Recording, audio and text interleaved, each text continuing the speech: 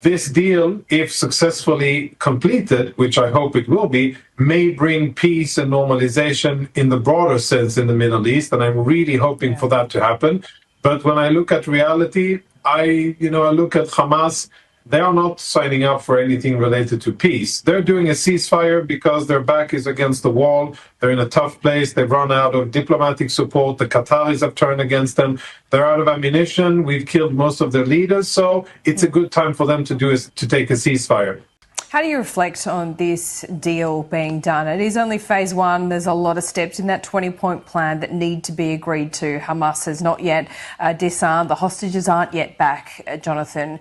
We met 2 years ago over the airwaves and a lot has played out in between then. So how do you personally feel today? Do you feel it is, a big hurdle, or do you feel it's just the start of a long journey?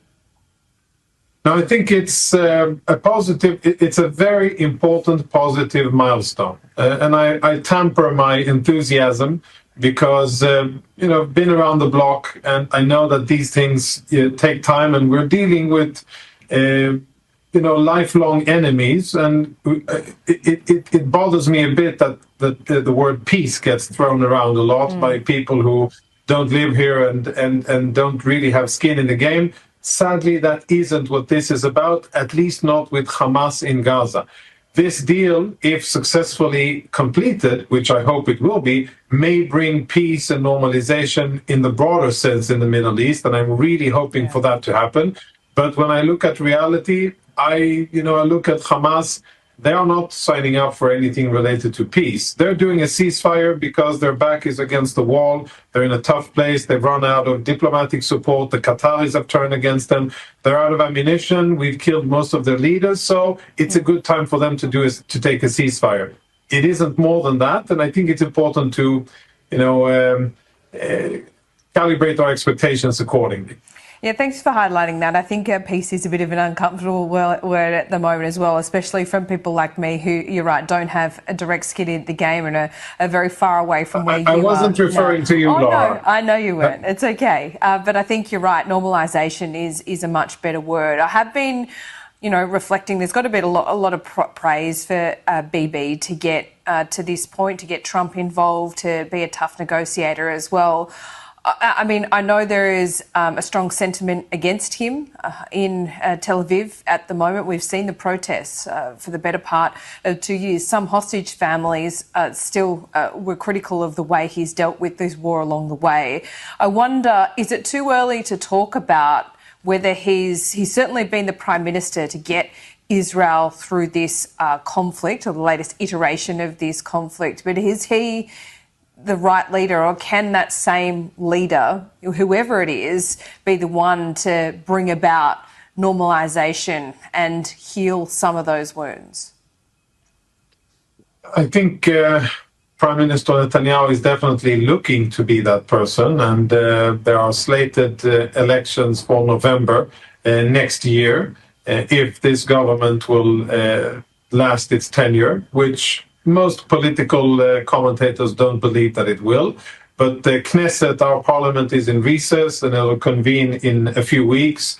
And then there are a lot of hot-button topics to deal with. But I think that what the Prime Minister will seek to do is to shore up the 2 years of suffering and hardship that Israel has gone through with achievements, which may be the fruit of this agreement. Now, that's a good thing from many perspectives. One is that puts additional energy or inertia behind Israel's intention to really see this ceasefire through. And I think that's a good thing, because I think Israel has achieved a lot. And if Israel is able to actually defang Hamas and get Hamas officially out of power, and really start perhaps rebuilding, and that clause in the deal that speaks about de-radicalizing Gaza, if that starts to happen, then maybe this can really be a game changer in the Middle East that is really of strategic and historic proportions. It could also be just a ceasefire. I'll suggest that there are, if we want long-term changes here, There's one organization that I know many Australians have contributed taxpayers' money to that I think really needs to be at the heart of attention here. And if we want change in Gaza, that organization needs to go. And the people who have heard me a few times won't be surprised when I say that organization is UNRWA. The United Nations Relief and Works Agency has been poisoning the minds of people in Gaza. Instead of helping, it has been indoctrinating them with hatred. Instead of educating, it has been basically the manufacturing line for the next generation of terrorists. And if we want to de-radicalize Gaza, which I think Australians want, Israelis want, and most people want, that organization needs to go, because otherwise we'll be fighting another war with whatever abomination comes out of the ashes of Hamas in a few years. We'll be fighting the same religiously fueled battle, and there'll be a new generation of jihadis who want to die for the cause.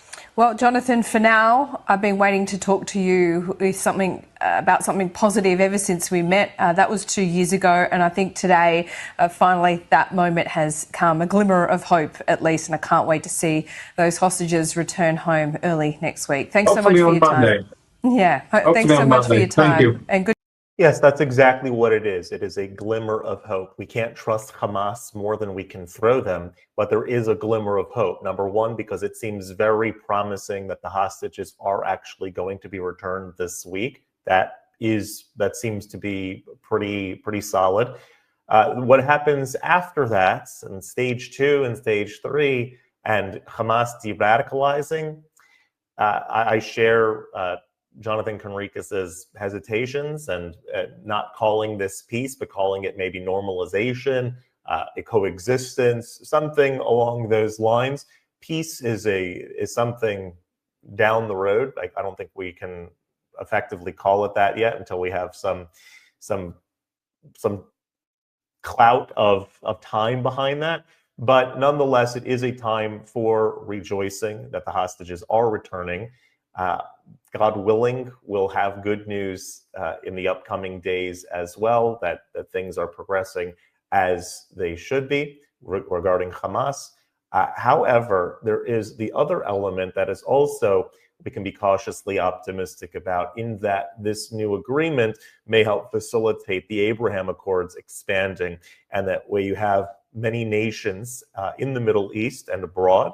I think there's nations outside of the Middle East that are even talking about getting involved as well. I heard Indonesia.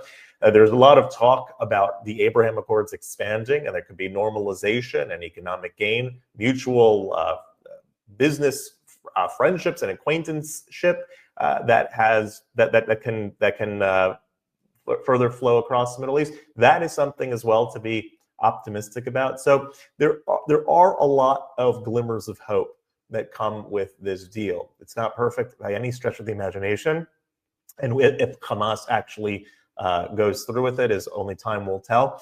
But I think there's a lot more optimism with this particular deal than there has been in the somewhat distant, I would say in a generation, at least, that there's optimism to the extent that there is. But we'll be with you along the way to keep reporting on it. And if you like this content overall, hit that subscribe button over there in the corner. We'd love to stay in touch. Take care.